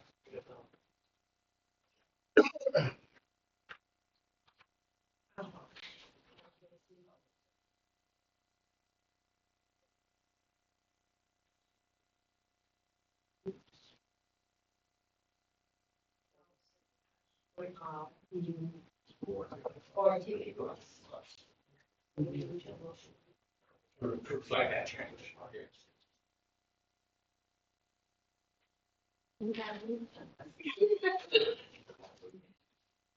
Madam President, it is recommended to amend the recommendation for district reimbursement rates for mileage at $1.75 per mile and or the ticket price be reimbursed to the district employee who travels for school business purposes with a copy to be attached and to become part of the meeting.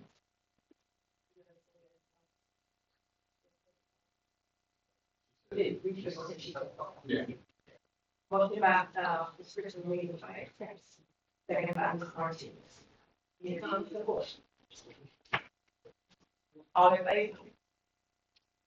Action unanimous. Item C, consider chapter, 313 tax credit for FMC technology.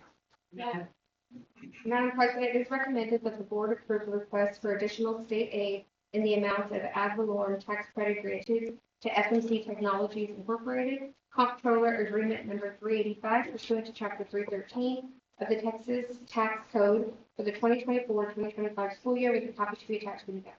Motion by Ms. Martinez. Second by Ms. Christian Williams White. Any comments or questions? Which number? C. No.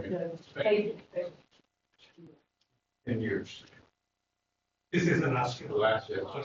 Yeah, so we had actually in the previous 2, we dropped one last year and this is the second.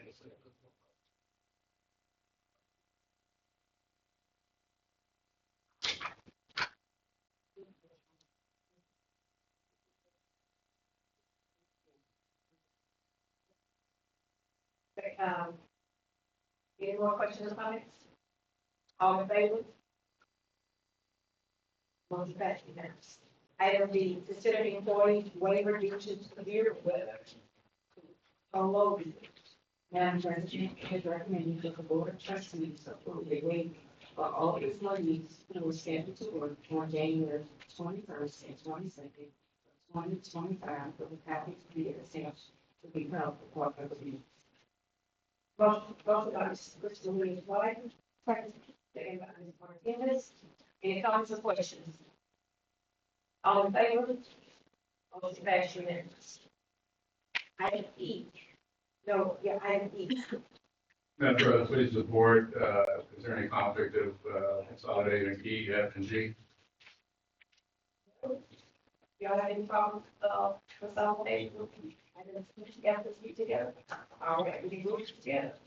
Madam President, recommend items 10E, F, and G under special service contract approved with copycat and for the minutes. Motion by Mr. Williams. Second.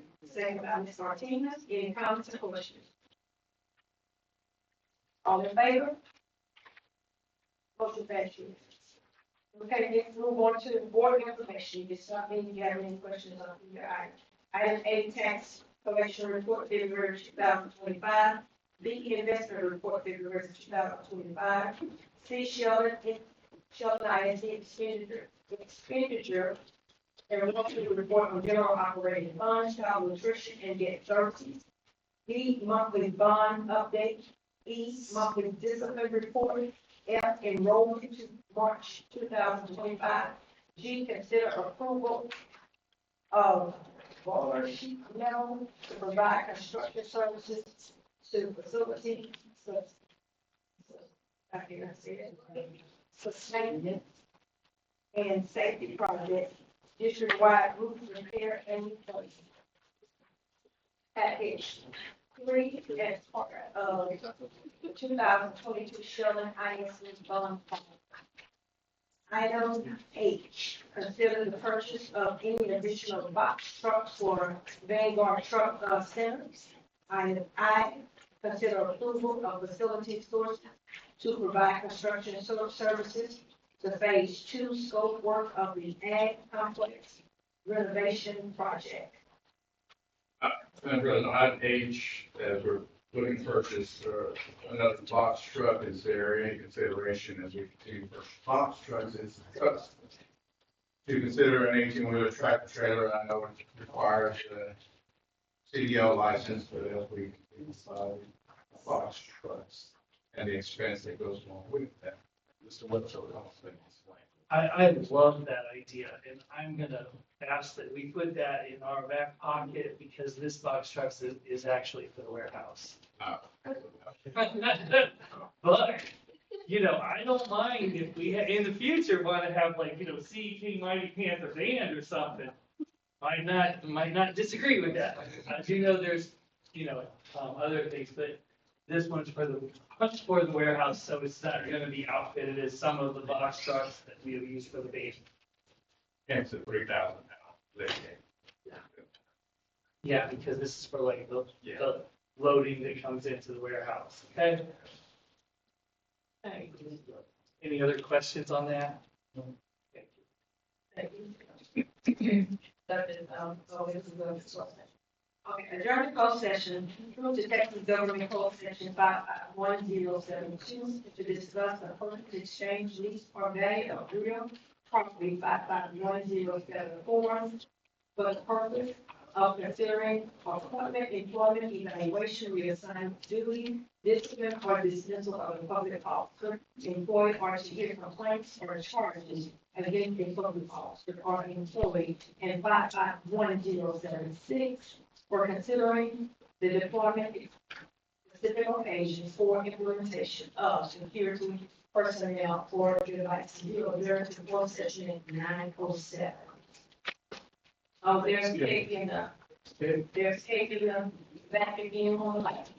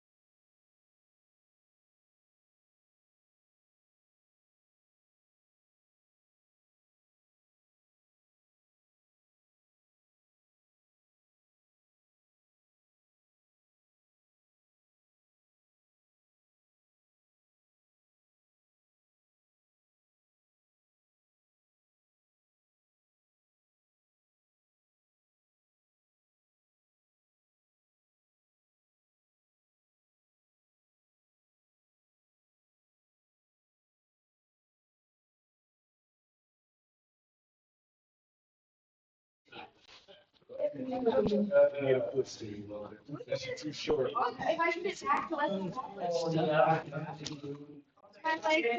Y'all ready? Yes. Adjourn. Exactly.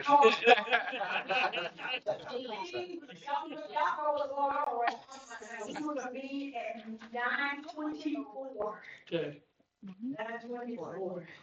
Okay. 10:24. See, this is 9:25. What is Oh, no. So this clock not sitting right on here? 10:30. Oh, all right. 10:25, okay, I'm sorry. We're gonna be at 10:25, okay. Wait a minute, okay. Van, personnel, something okay. So then 15, personnel, any recommendation on personnel recommendations? Madam President, it's recommended that the contract recommendations for the 2024-2025 school year be approved as submitted with a copy to be attached to the concurrent minutes. Second by Ms. Miles, motion by Ms. Martinez, second by Ms. Miles, any comments or questions? All in favor? Motion passed unanimously. Item B, consider the attachment supplemental pay. Madam President, it is recommended that the supplemental pay for the total of $124,253 be approved with a copy to be attached to the concurrent minutes. Motion by Ms. Martinez, Second. second by Ms. Miles. Any comments or questions? All in favor? Okay, other necessary business, board workshop. Madam President, hold on, I didn't vote yet on that one. Okay, okay. Yep. Motion by Ms. Martinez. Okay, all in favor? Let me see one more time. 1, 2, 3, 4, 5, 6. Motion passed 6. All opposed? You abstain? Okay, one abstain. Okay, now, item 16, other necessary business, board workshop. April 1st, 2025, 6:30 p.m. board meeting, April 15th, at 7 o'clock p.m. Eastern holiday. Students will be out April 18th through the 21st. Staff will be out April 18th. Passing board nominations due May 9th, 2025. Item 17. Board suggestions, recommendations for future organizational information updates. Anybody got any? If not, we will adjourn at 10:27.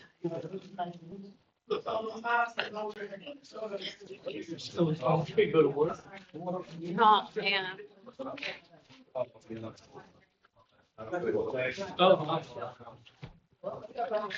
Yeah, thank you. Oh, that's. And they steady calling me too.